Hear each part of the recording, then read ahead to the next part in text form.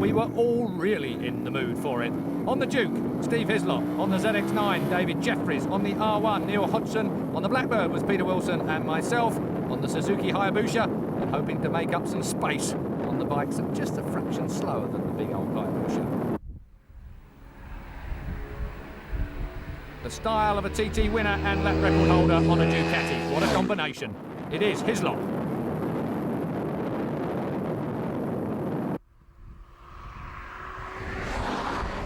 David Jeffries on the ZX9, looking a little bit more at home. Would he catch this man, Stevie Hislop?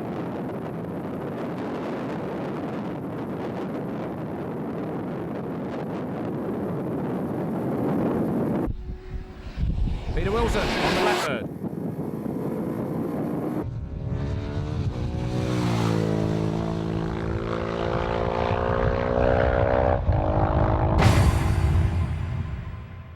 Okay, then we get on to the sports bikes, the Ducati and the R1. For me, still real difficult to choose at the minute. Yeah, well, I mean, the R1, I think it's, for me, he's got the edge over the Ducati. The Ducati's just, in modern day performance bike figures, it's just lacking that top end speed now and actual grunt. The R1's just got the edge. It's smooth, you know, it's got that torquey engine, but it's still got that very racy bike feel, and the brakes are awesome on it. But the Ducati makes a much better noise. Ducati's got the noise and it inspires you full of confidence. You're on it coming out of a corner. It's still the benchmark bike, it just has dated. But it was still the motorcycle that 4 out of our 5 test riders still considered to be a contender. The notable exception being David Jeffries, who was perhaps just a little bit on the big side for this bike.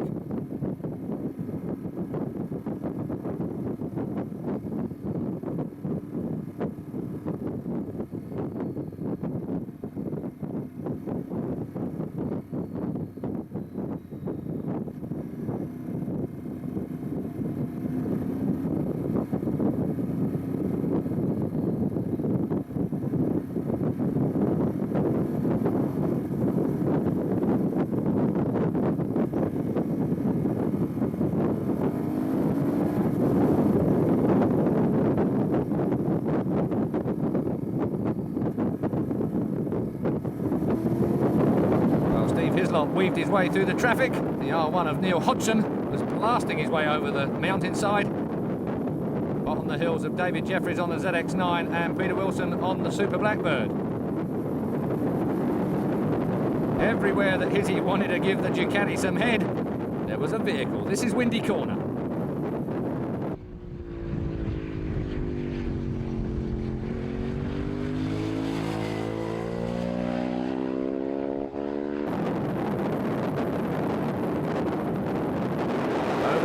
No speed limit here on the Isle of Man legally. 140 mile an hour is now 150 mile an hour imminent.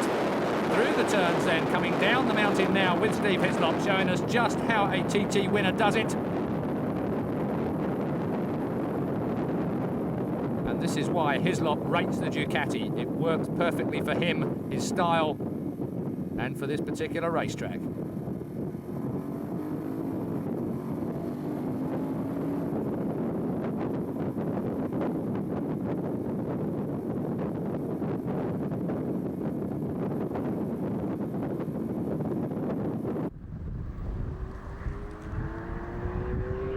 This motorcycle, though, was clearly the fastest, up and over the mountainside.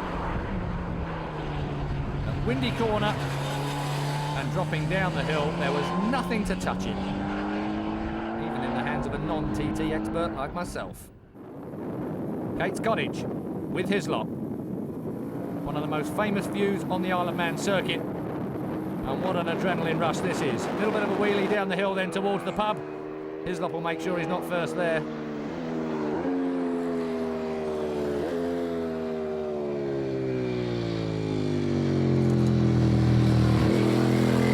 Point of the track, everybody brimming with confidence now, and right on the rev limit. And just watch the revs rise, just watch the speedo rise, heading down towards Brandish in the hands of Hislop. 140 miles an hour. Now up to 150 miles an hour, just before pitching it into the right-hander.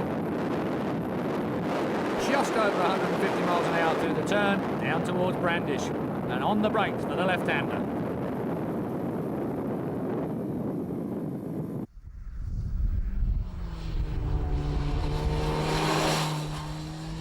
Gates Cottage for me, and dropping down towards Craignabar, but this is Hilbury, or the approach to it. Hislop still right on it, 150 miles an hour, dropping into the hill in a braking area, and this was to be another one of our scheduled stops. Already a couple of the riders there. Izzy pulls in.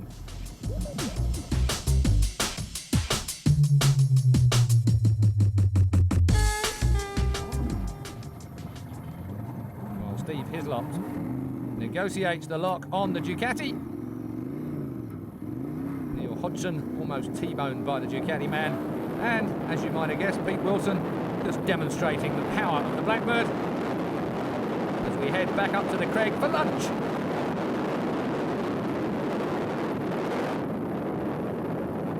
Hislop showing his superior knowledge of the TT course even backwards.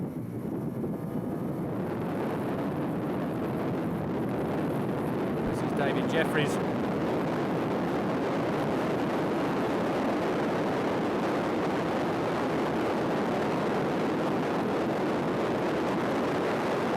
Distance, Craignabar.